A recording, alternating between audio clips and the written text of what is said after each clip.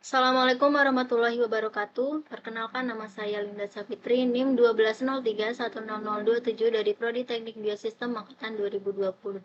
Di sini saya akan mempresentasikan hasil dari review jurnal saya yang berjudul Smart Farming Tool for Monitoring Nutrient in Soil and Plants for Precise Fertilization. Tugas ini diperuntukkan untuk menggantikan UAS dari mata kuliah Sistem Informasi Pertanian.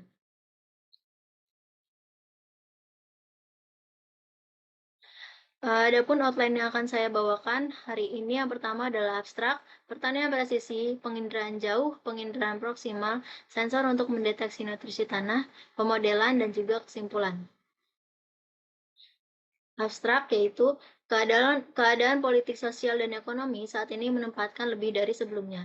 Kebutuhan untuk menyediakan nutrisi tanaman secara berkelanjutan dengan mengintegrasikan solusi pupuk yang berdampak rendah sesuai dengan tanaman dan berdasarkan aplikasi berkecepatan variabel menjadi perhatian yang utama. Rencana pemupukan harus didasarkan pada pemantauan kesuburan tanah untuk menentukan tingkat aplikasi pupuk yang tepat, bersamaan dengan pengembangan teknik yang dapat meningkatkan efisiensi penyerapan nutrisi.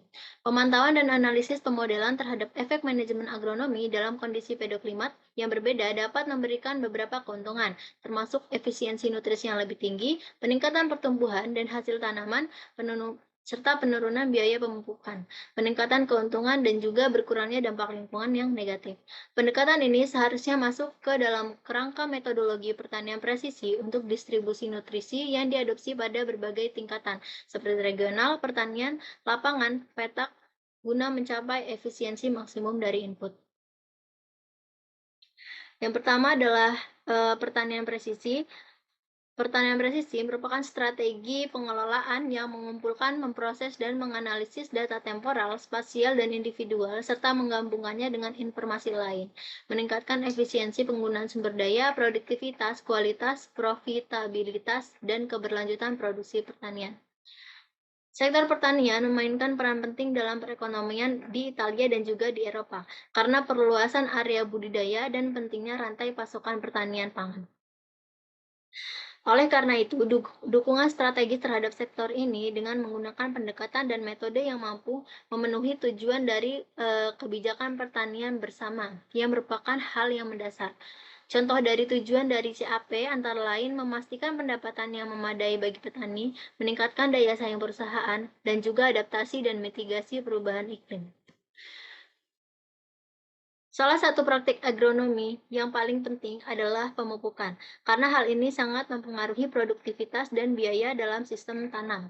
Misalnya, jika di Amerika, pupuk menyumbang 36% biaya produksi petani untuk jagung dan 35% untuk gandum. Intensifikasi produksi pertanian telah menyebabkan peningkatan input yang dramatis, seperti pupuk berbasis nitrogen yang penggunaannya dari tahun 2022 hingga 2017 meningkat di seluruh dunia dari 30 Mt menjadi 109. Meskipun unsur hara sangat penting untuk mengoptimalkan hasil panen, penggunaannya yang berlebihan dapat menyebabkan kontaminasi air dan udara. Dalam hal ini, alat dan teknologi yang digunakan dalam pertanian presisi dapat menjadi solusi terhadap permasalahan yang disebutkan. Next. Adapun dalam hal ini, pemantauan lapangan menjadi hal yang penting. Pemantauan lapangan adalah pengukuran parameter spesifik yang mempengaruhi sistem tanah, sistem tanaman, atmosfer sebagai fungsi perkembangan tanaman selama siklus biologis, mengenai tanaman, tanah, penggunaan alat yang sesuai untuk mengidentifikasi dan mengukur secara cepat sifat-sifat utama yang terkait dengan pengembangan tanaman merupakan kunci yang strategis. Adapun dalam pemantauan lapangan, ini dibagi menjadi dua, yaitu penginderaan jauh serta penginderaan proksimal. Penginderaan jauh didasarkan pada pengukuran radiasi elektromagnetik yang dipantulkan atau dipancarkan dari suatu benda yang ditempatkan pada jarak tertentu, tergantung pada panjang gelombang radiasi yang terdeteksi. Penginderaan jauh dapat menggunakan alat, yaitu yang pertama adalah citra satelit. Pertanian presisi memerlukan sistem dengan resolusi spasial tinggi dan frekuensi akuisisi tinggi untuk memantau kondisi tanaman pada berbagai momen selama siklus biologis. Kebutuhan tersebut dapat dipenuhi berkat banyaknya sistem satelit yang telah ditempatkan oleh lembaga pemerintah dan juga perusahaan swasta selama beberapa dekade. Entitas tersebut seringkali menjalankan misi yang terdiri dari beberapa satelit sejenis, yaitu konstelasi. Setiap satelit biasanya memiliki satu atau lebih sensor serta data yang akan diterima oleh stasiun dan diproses untuk memperbaiki distorsi utama, efek atmosfer, distorsi geometris, dan lainnya. Setelah itu, gambar yang dihasilkan oleh sistem diberikan kepada pengguna melalui solusi web sehingga data tersedia secara online. Data tersebut dapat diproses secara otomatis menggunakan algoritma spesifik untuk mengekstrak indeks kekuatan vegetatif atau untuk memperkirakan variabel biofisik tanaman. Citra satelit dapat memberikan informasi yang tepat dengan variabel di lapangan. Yang kedua adalah hexacopter. Hexacopter termasuk ke dalam drone. Drone merupakan perangkat kontrol terbang yang dikemudikan dari jarak jauh yang didukung oleh operasi navigasi seperti mengambil gambar. UAV dapat mengintegrasikan berbagai cabang teknobotik pada penerima radio. Salah satu keunggulannya yaitu resolusi spasialnya yang tinggi, sensor multispektral dan juga hiperspektral. Kemungkinan untuk memilih kapan harus memulai dapat menggunakan drone. Selanjutnya adalah penginderaan proksimal. Penginderaan proksimal mengacu pada serangkaian teknologi di mana sensor bersentuhan langsung dengan objek yang akan diukur atau berjarak pendek, biasanya kurang dari 2 meter dari objek tersebut. Contohnya yaitu menggunakan stasiun cuaca. Stasiun cuaca atau stasiun agrometeorologi umumnya terdiri dari satu modul, mengintegrasikan semua sensor yang diperlukan untuk mengukur parameter atmosfer. Parameter ini cukup untuk mendukung manajemen pertanian seperti curah hujan dan data suhu yang dapat digunakan dalam pemantauan cuaca jarak jauh untuk menjadwalkan operasi lapangan. Yang kedua adalah menggunakan tensiometer. Untuk beberapa tanaman, data yang dikumpulkan dari stasiun cuaca dapat digunakan untuk meramalkan model fenologi yang mampu memperkirakan evolusi tahapan fenologi tanaman. Nah, dalam hal ini, tensiometer digunakan untuk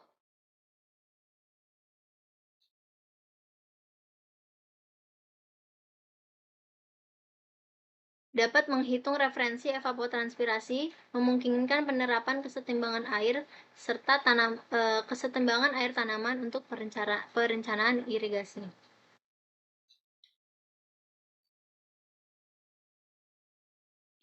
Next yaitu sensor yang dapat digunakan untuk mendeteksi nutrisi tanah.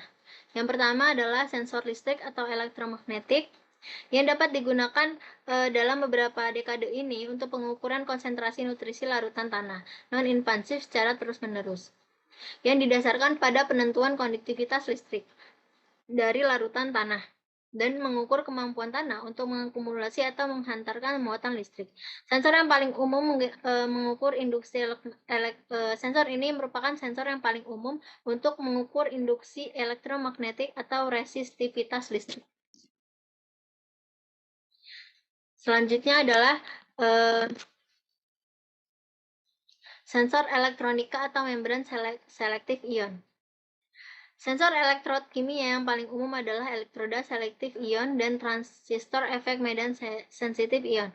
Kedua sensor merespon ion tertentu berdasarkan hubungan logaritmik antara ion dan potensi listriknya. Seperti yang dijelaskan pada bersama NERS, sensor elektrokimia memerlukan elemen pengenalan ion, seperti membran selen ion bersama dengan elektroda referensi yang memungkinkan pengukuran perbedaan potensial listrik. Akibatnya, penggunaan membran selektif ion dapat berguna dalam membangun elektroda yang digunakan sebagai detektor dalam analisis lapangan portable untuk memperkirakan unsur hara dalam tanah. Selanjutnya adalah optik atau radiometri.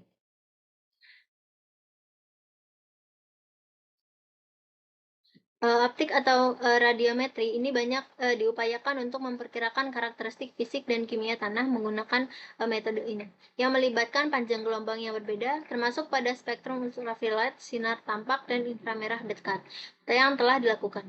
Pendekatan lain untuk mengukur konsentrasi, N tanah yang berpotensi digunakan untuk pengumpulan data real time yang melibatkan teknologi penginderaan gas, khususnya pembangkit gas amonia melalui proses denitrifikasi. Sensor optik dan sensor kimia resistif berbasis karbon nanotube berdinding tunggal. Banyak yang digunakan dalam ilmu lain karena sensitivitasnya tinggi terhadap tingkat ppb, juga dapat diterapkan di bidang pertanian. Selanjutnya adalah pemodelan, di mana prediksi evolusi unsur hara dalam tanah merupakan pendekatan bermanfaat yang dapat mendorong penentuan manajemen pemupukan yang benar. Namun hanya sedikit unsur hara, yaitu N dan P, yang telah dipelajari cukup mendalam untuk membangun persamaan guna memprediksi perkembangannya di dalam tanah. Biasanya model-model ini akurat dalam kisaran kondisi di mana model tersebut dibuat, namun menjadi kurang dapat diandalkan jika diperluas melalui batasan tersebut. Model mekanistik, yaitu model logistik dan ekspansional yang mempertimbangkan waktu, potensi mineralisasi, konsentrasi N yang termineralisasi pada waktu 0, dan konstanta lanjut mineralisasi berhasil digunakan untuk memprediksi ketersediaan N di tanah dataran rendah.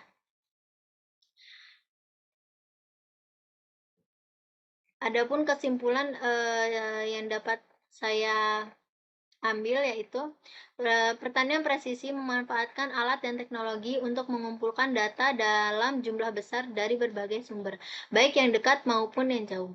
Kemajuan teknologi yang telah membuat instrumen mutakhir tersedia di pasaran yang sangat akurat dan dapat diandalkan. Meskipun hal ini merupakan aspek positif, data yang dikumpulkan harus dituangkan ke dalam kriteria dan dasar pemikiran yang kuat secara ilmiah untuk diubah menjadi model agronomi, sehingga dapat membangun sistem pendukung keputusan mengenai nutrisi tanaman. Model-model ini harus mensimulasikan dinamika nutrisi dengan pertimbangan interaksi antara komponen utama agroekosistem, yaitu tanah, genetika tanaman, tren cuaca, dan juga pengelolaan agronomi.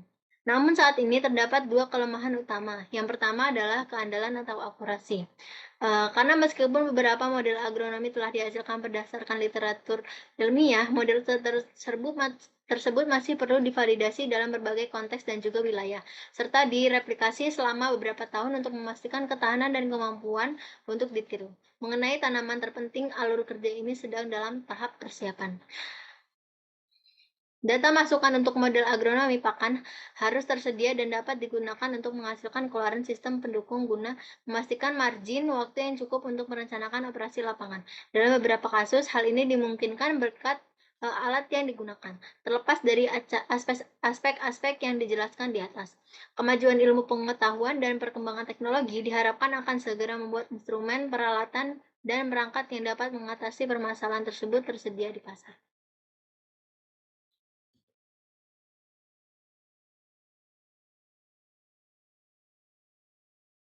Baiklah, sekian dari presentasi saya. Apabila ada kesalahan, saya mohon maaf. Wabillahi taufiq wal hidayah. Wassalamualaikum warahmatullahi wabarakatuh.